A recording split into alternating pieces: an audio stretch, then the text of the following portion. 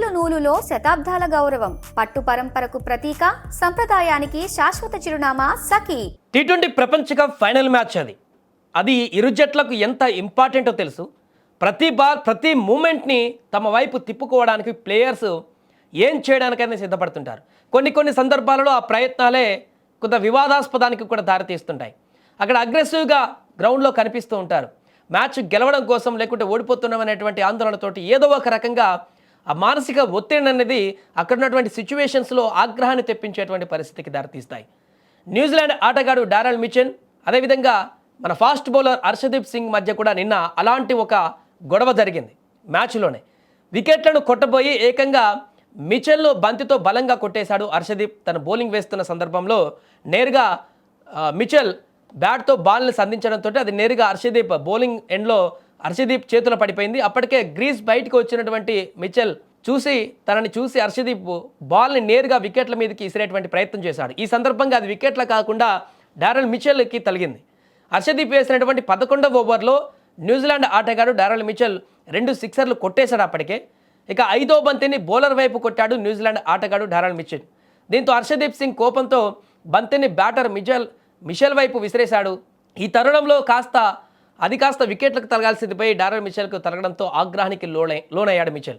ఇదేం పద్ధతి, బంతితో ఎందుకు కొట్టావంటూ హర్షదీప్ సింగ్ను బ్యాట్తో కొట్టేందుకు దూసుకు వచ్చాడు మిచెల్. అక్కడ హర్షదీప్ ఆల్రెడీ అటు విసిరేసిన తర్వాత మరలా నేరుగా తన బౌలింగ్ ఎండ్ వైపు నడుచుకుంటూ వెళ్తున్నాడు. కానీ మిచెల్ మాత్రం ఆగ్రహంతో ఊగిపోయి నేరుగా హర్షదీప్ మీదికే నడుచుకుంటూ వస్తూ తీవ్రమైనటువంటి ఆగ్రహంతో బ్యాట్ పట్టుకొని కొట్టేస్తాడేమో అనేటువంటి ఫీలింగ్ కలిగించేటువంటి విధంగా ఆగ్రహావేశాలతో బౌలింగ్ ఎండ్ వరకు నడుచుకుంటూ వచ్చాడు. అయితే వెంటనే టీమిండియా కెప్టెన్ సూర్యకుమార్ యాదవ్ రంగంలోకి దిగి గొడవ సద్దుమణిగేలా ప్రయత్నించాడు. డారెల్ మిచెల్ను కూల్ చేశాడు సూర్యకుమార్ యాదవ్ వెళ్ళి.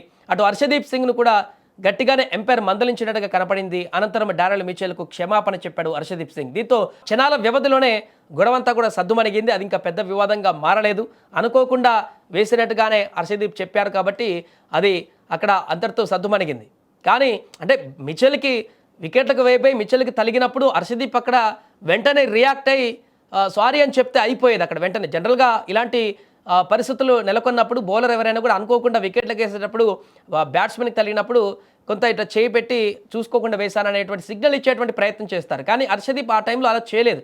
అంటే ఆ సిచ్యువేషన్, గ్రౌండ్లో ఉన్నటువంటి ఆ సిచ్యువేషన్ అనేది డిమాండ్ చేస్తుంటుంది. ఆ సమయంలో తీవ్రమైనటువంటి ఒత్తిడితో ఆడుతున్నటువంటి బ్యాటర్, అదేవిధంగా 2 సిక్స్లు అప్పటికే తన ఓవర్లో బాధేసుకొని ఉన్నటువంటి హర్షదీప్ సింగ్ కొంత ఎలాగైనా నేను డాట్ చేసుకోవాలి, వికెట్లు తీయాలనేటువంటి కోపంతో హర్షదీప్ ఉంటారు. కాబట్టి ఈ యొక్క ఇంటెన్షన్ల మధ్య వచ్చేటువంటి ఆ సమన్వయం గ్యాప్ కారణంగానే అప్పటికప్పుడు హర్షదీప్కి ఆ యొక్క ఇంటెన్షన్ వచ్చి ఉండకపోవచ్చు. బాల్ తలగ్గానే వెంటనే చేయితోని సైన్లు చేయడము, అనుకోకటి తగిలిందని చెప్పేటువంటి ప్రయత్నం చేయకపోవడం జరిగి ఉండవచ్చు. అందుకనే మిచెల్ వెంటనే ఆగ్రహానికి గురయ్యాడు. అలా ఆగ్రహానికి గురైనప్పుడు బౌలర్ వెంటనే అనుకోకుండా జరిగిందని చేపెడితే అక్కడికి అయిపోతుండేది. ఎందుకంటే కావాలని కొట్టినట్టు కూడా అక్కడ లేదు. అక్కడ వికెట్లు కొట్టపోయి తగిలింది, సాధారణంగా జరుగుతుంటాయి. కానీ ఏమి పట్టనట్టుగా మరలా తన బౌలింగ్ ఎండ్ వరకు హర్షదీప్ నడుచుకుంటూ వెళ్ళడం అనేది కొంత ఆగ్రహానికి గురి చేసినట్టు కనిపించింది మిచెల్ని. అది ఏదేమైనా కూడా ఆ క్షణం వరకు అది ఆగ్రహానికి గురి చేసింది. కానీ ఆ తర్వాత అంత కూల్ అయిపోయింది. అండ్ మ్యాచ్ అయిపోయిన తర్వాత కూడా హర్షదీప్ సపరేట్గా మిచెల్ దగ్గరికి వెళ్ళి ఒక వీడియో కూడా తీసుకున్నాడు. ఇద్దరు నవ్వుకుంటూ స్మైల్గా, అది అనుకోకుండా జరుగుతుంటాయి గ్రౌండ్లో అని చెప్పేసి పెద్దగా పట్టించుకున్నట్టు కూడా కనిపించలేదు. అయిపోయిన తర్వాత అంతా మ్యాచ్ అయిపోయిన తర్వాత సపరేట్గా వెళ్ళి నవ్వుకుంటూ మాట్లాడుతూ అక్కడి నుంచి వెళ్ళిపోయారు. దీంతో ఎలాంటి గొడవ లేకుండా అక్కడితో కంప్లీట్ అయిపోయింది. బట్ మ్యాచ్ లైవ్ చూసిన వాళ్ళకైతే ఆ క్షణాన ఏం జరుగుతుందో అనేటువంటి ఒక పరిస్థితి అయితే కనిపించింది.